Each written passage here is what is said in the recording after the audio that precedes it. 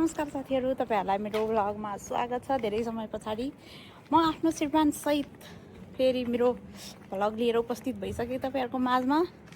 म चाहिँ अहिले यो बिरानो मुलुक बिरानो ठाउँ जापानबाट भिडियो सुरु गर्दै छु। लगभग 1 वर्ष नै भइसक्यो मैले भिडियो नबनाएको। 1 वर्ष पछाडि फेरि म ब्याक भइसकेँ मेरो युट्युब च्यानलमा। अब चाहिँ मैले खट्याङ खुटुङ भिडियो बनाउँछु भन्ने मलाई लागिरहेछ। अनि म सँगसँगै हुनुहुन्छ मेरो श्रीमान पतिदेव। तपाईलाई कस्तो लागिरहेछ जापान? भनिदिनुस् 2-4 शब्द। जापानिजमा भनौँ कि इङ्ग्लिसमा, नेपालीमा, हिन्दीमा, कुन केमा? नेपालीमा भन्नु, हामी जापानिज बुझिन्न। मलाई चाहिँ अहिले एकदमै राम्रो महसुस भएको छ। घर बसेको छु। अब हाई भन्नुभयो, घर आउन त्यस्तै छ। त्यस्तै गरेर मैले 1 वर्ष बिताउन लागिसकेँ। तपाईहरुको माझमा भिडियो ल्याउन पाइनँ। यस्तै हो, बुझ्नुस् न। गाह्रो छ नि, विदेश भन्ने थाहा थिएन। हो नि विदेश जान पाएँ भन्ने थियो। अहिले चाहिँ विदेश आएर मैले तोरीका फुल देखिरहेको छु। अनि भिडियो सिडियो पनि पुरै ठप्प थियो क्या मेरो। अनि आज चाहिँ यसो मेरो फोनबाट त राम्रो हुन्न, बुढा फोनमा आएर भिडियो बनाउँदैछु। त्यस्तै गरेर हाम्रो मेरो हातै खोलिसक्यो।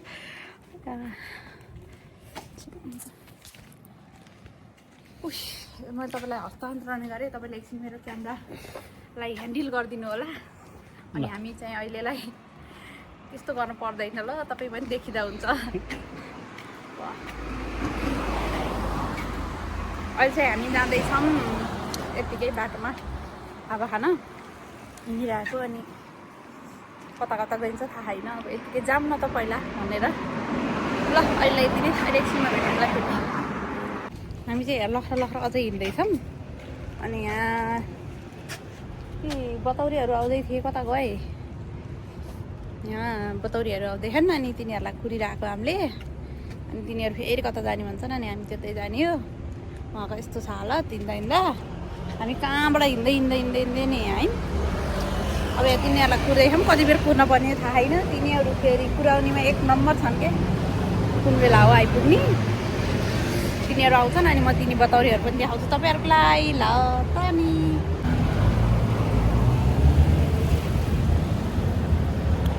तिनीहरूलाई कुर्दा कुर्दा वाक्क दिक्क प्याक्क भएर हामी यहाँ यस्तरी खोला काँडामा यस्तरी बसिरहेछौँ। हो, यिनीहरूलाई पर्खिँदा चाहिँ ढिला भएको। मलाई होइन, म चाहिँ होइन ल गाइस। आइसक्यौँ भनेका मान्छेहरू। यिनीहरूलाई कुर्दा यिनी 1 नम्बर कि। ल सबैजनाले हेलो भनिदिनुहोस् मेरो भिडियोमा। हेलो भन बहिनी। हेलो गाइसहरु, तपाईँको परिचय दिनुहोस् न। मलाई कुर्न पर्यो भनेर गाली गरेका छन्। सधैँ चाहिँ मैले कुर्छु यो दिदीलाई चाहिँ। तपाईँको नाम भनिदिनुहोस् ल। मेरो कल्पना तिवारी। उहाँको नाम चाहिँ कल्पना तिवारी। अबदेखि मेरो भिडियोमा रेगुलर देख्नुहुन्छ तपाईँले। यिनलाई पनि देख्नुहुन्छ आइन भने। Like, comment, share, subscribe. यिनको नाम चाहिँ प्रतिमा पन्त। कहिले आउँछन् जनता। भाइ गाइस उता हाँस्दै हुनुहुन्छ, मुस्कुराउँदै हुनुहुन्छ। भाइको परिचय नै भइसक्यो। अब यिनीहरूले चाहिँ हामीलाई कता पुऱ्याउँदा अब कता लाने हुन् थाहा छैन। यस्तै छ। अब यिनीहरूले हामीलाई कहाँ पुऱ्याउँछन्। अनि म फेरि त्यहाँ गएर तपाईँहरूलाई फेरि देखाइहाल्ने छु। अहिले यस्तै छ हाम्रो भेन्टेङ भुन्टुङ भ्लग।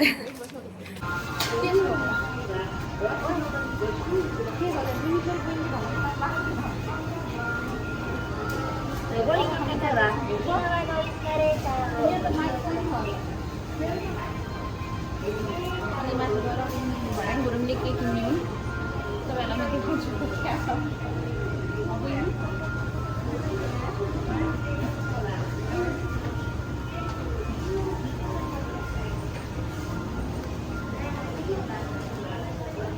सीमामुरा। हामी चाहिँ यहाँ अब यहाँ कस्तो कपडाहरू पाइन्छ म तपाईँलाई। यस्तो राम्रो चप्पलहरू पनि पाइन्छ। यस्तो राम्रा मान्छेले किन्छन्।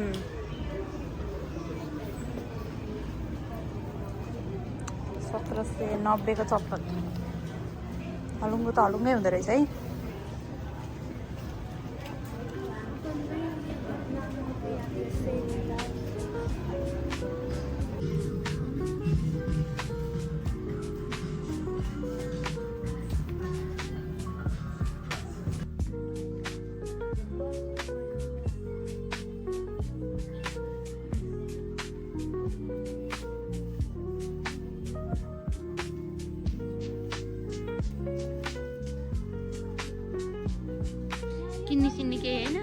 मात्रै हेर्ने मात्रै काम भयो यिनीहरूको यस्तो छ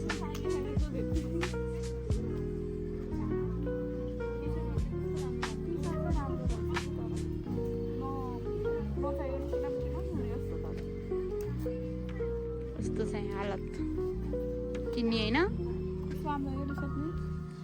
फ्याटो लैहाल न यस्तो राम्रो टी सर्ट छ यहाँ पैसा पनि 1419 तर उहाँले मलाई किनिदिनु भएन किन जनता जान्न चाहेछन् मलाई त्यो टी सर्ट यस्तो छ हालतमा आउनु मात्रै भयो क्या पाल्टिसाउनु मात्रै भयो मान्छेले केही नकिनेर गाइस जे किन्न आएको त्यो राम्रै रहन्छ यस्तो राम्रो राम्रो छ चाहिँ गाह्रो रहेछ बरु टी सर्ट चाहिँ जस्तो भएर त्यस्तो पाइँदो रहेछ अन्त पाइन्छ नि त नेपालको जस्तो पाइँदै नपाइने जापानमा पनि त यतिकै त फरक हुनु पर्यो नि यहाँ यस्तै छ अब घुम्ने जाने भयो चलो जाम अब त नि त्यो चाहिँ राम्रो हुँदो रहेछ 1990 कुन त्यो भुवा नै छ भो पातलो त उयो पोल्छ नि यसले नि चिप्लो अर्कै चिप पाइन्छ छ होला हौ त्यस्तो पनि पातलो हुने ठिक हुन्छ ओढ्ने के यस्तो ठिक हुन्छ नि हुन त त्यो गर्मी हुन्छ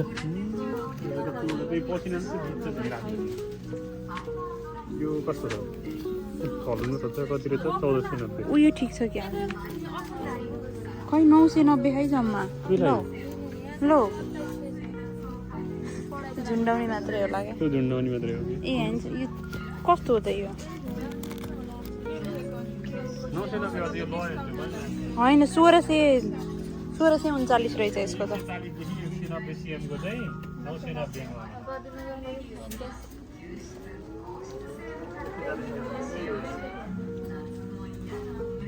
मात्र 2 घन्टाको सिमामुराको घुमाइ पछाडि हामीले किनेर आएको यही हो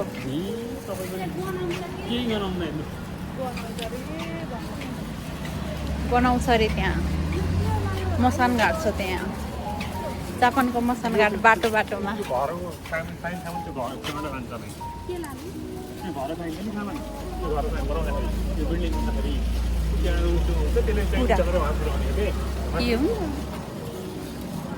फेरि अगाडि यसरी हिँड्दैछ नि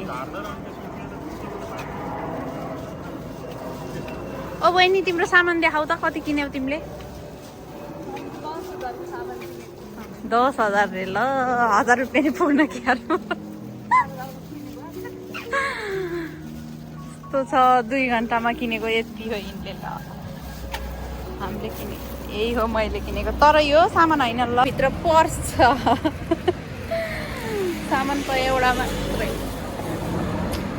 गाह्रो छ किनिदिनले नकिन्दैछ मन त धेरै साह्रै परेको थियो नि परेर क्या त्यस्तो नकिन्दै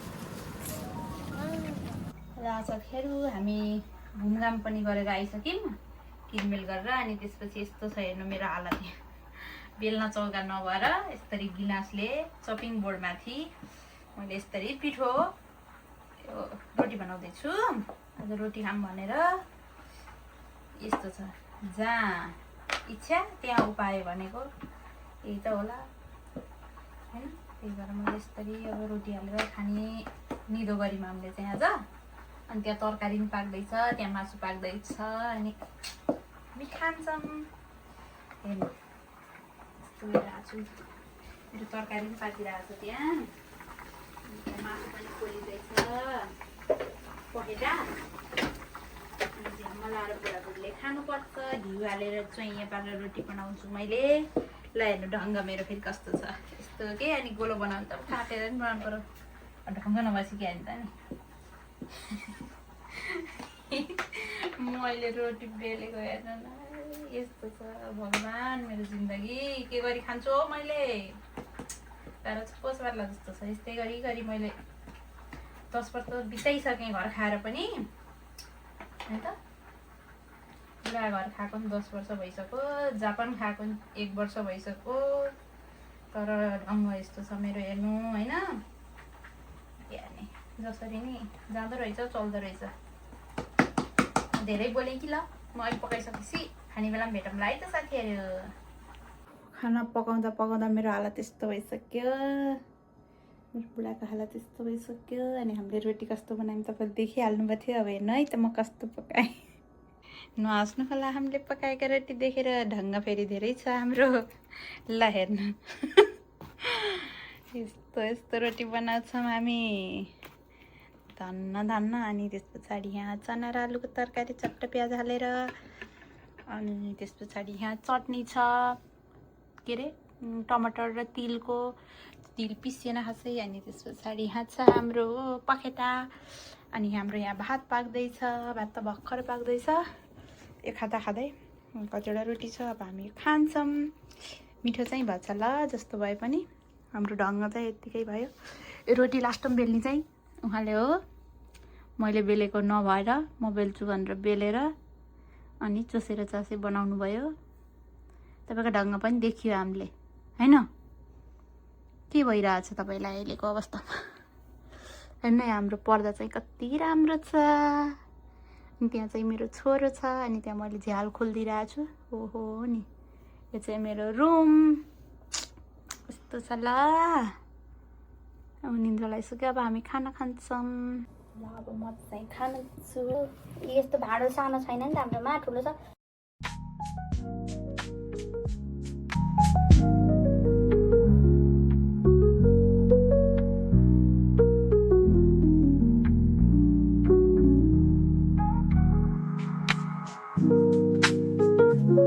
साथीहरू मैले खाएर पनि टन्न भएँ। अनि त्यसपछि के गरेँ, मैले भिडियो बनाउन बिर्सिएँ। अनि अहिले फेरि चिकन खाँदैछु। अनि ढ्याक्कै त मैले त भिडियो इन गर्नै बिर्सेछु भन्ने भयो। अनि फेरि ठ्याक्क मोबाइल खोलेर भिडियो इन गर्न आएँ। ल त मेरो भिडियो आज तपाईँहरूलाई कस्तो लाग्यो, आजको मेरो भिडियो कमेन्ट गर्न नबिर्सनु होला, साथै नगर्नु न है। यस्तो छ, वातावरणै छैन, कपिराइट लाउँछ कि। अनि कमेन्ट गर्न नबिर्सनु होला, साथसाथै लाइक गरिदिनु होला, सेयर गरिदिनु होला, सब्सक्राइब गरिदिनु होला। अनि मैले चाहिँ यस्तै भट्याङबुटुङ भिडियोहरू ल्याइराख्छु हजुरहरूको माझमा। तपाईँहरूलाई कस्तो भिडियो मनपर्छ त्यस पनि कमेन्ट गर्नु होला, म त्यस्तै भिडियो बनाउँछु। जहाँसम्म मलाई लाग्छ म तपाईँहरूलाई हँसाउँछु, तर तपाईँहरूले भिडियो नछुटाइकन अन्त्यसम्म हेर्नु होला। आजको लागि भिडियो यति नै साथीहरू, फेरि अर्को भिडियोमा भेटौँला। By by.